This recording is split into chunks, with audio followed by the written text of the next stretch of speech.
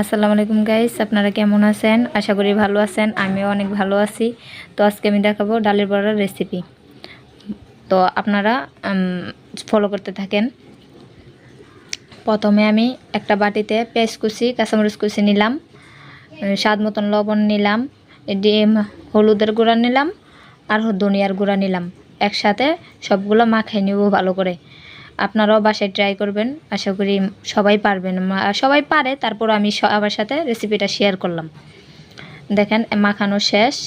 এখন আমি ডাইলের ব্লেন্ডার করা ডালটা আমি দিয়ে দেবো, কেননা হালকা ব্লেন্ডার করে নিছি, ফুল হয়ে গেছে। আমি আগে থেকে 1 ঘন্টার জন্য ভিজিয়ে রাখছিলাম। এখন আমি ডালগুলো দিয়ে দিলাম, আদা রসুনের পেস্ট দিয়ে দিলাম, আর পরিমাণ মতো আটা দিয়ে দিলাম। আটাটা দিলে একটু ভালো হয়, ডালের বড়াটা একটু সুন্দর হয়। তাই আমি 1 কাপ পরিমাণ আটা দিয়ে দিলাম, একটা চামচ দিয়ে। তো দেখেন একসাথে করে নিতেছি, একসাথে ভালো করে মাখাই নিয়ে তারপর আমি ডালের বড়াটা ভেজে নেব। তো দেখেন প্রায় মাখাটা আমার হয়ে গেছে। ডালের বড়া করার জন্য পেঁয়াজ কুচি, কাঁচামরিচ কুচি পরিমাণ মতন দিলেই হয়, বেশি একটা লাগে না। আর পেঁয়াজি তো পেঁয়াজ দিয়েই করতে হয়। তো প্রথমে আমি একটা কড়াইয়ের মধ্যে তেল দিয়ে দিলাম, কড়াই চুলাতে বসিয়ে রাখছিলাম। তেল দিয়ে দিলাম, একটু বেশি করে তেলটা দিলে ভালো হয়, কেননা ডালের বড়া ভাজতে সুন্দর হয়। তো আমি এক পিস করে দিয়ে দিতেছি সুন্দর করে,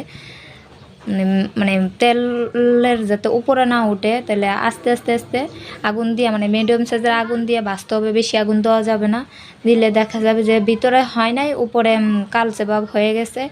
আর যদি মিডিয়াম আছে ভেজে নেন 5 মিনিট বা 6 মিনিটের মতন, তাইলে সুন্দর হবে, মসমস হবে, কালারটাও সুন্দর হবে। তো আমি ভেজে নিলাম প্রায়, দেখেন একবারের মতন ভাজা শেষ প্রায়। আমি এটা হয়ে নামাই নিব। দেখেন কালারটা কত সুন্দর হয়েছে, আপনারাও বাসায় ট্রাই করবেন। এই তো আমি নামাই নিতেছি, আপনারাও বাসায় ট্রাই করবেন। এটা বিশেষ করে বিকালের জন্য নাস্তা খুবই ভালো হয়। তো আমি প্রথমবার ভেজে নিলাম, এখন আবার দ্বিতীয়বার ভাজবো। তাই একবারে ভাজি নাই, একবারে সব দিলে দেখা যেত একটা ভালো করে হয়েছে, তো একটা হয়েছে না। তো আমি 2বারে ভেজে নিলাম।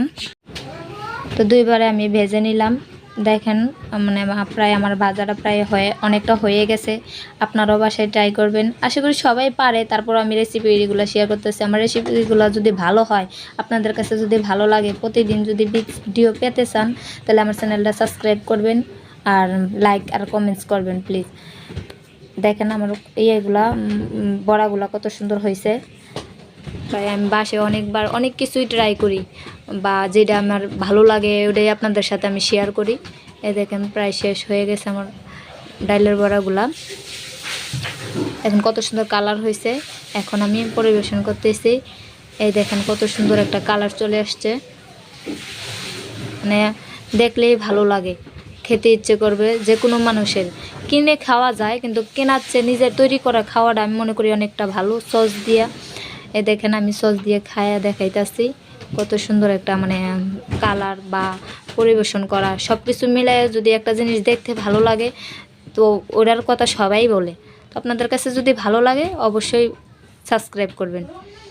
দেখেন কত সুন্দর, আমি ধারে কাছে নিয়ে দিয়ে দেখাইতেছি, কালারটা কত সুন্দর হয়েছে। তো আজকের জন্য আমি বিদায় নিলাম, সবাই ভালো থাকবেন। আসসালামু আলাইকুম।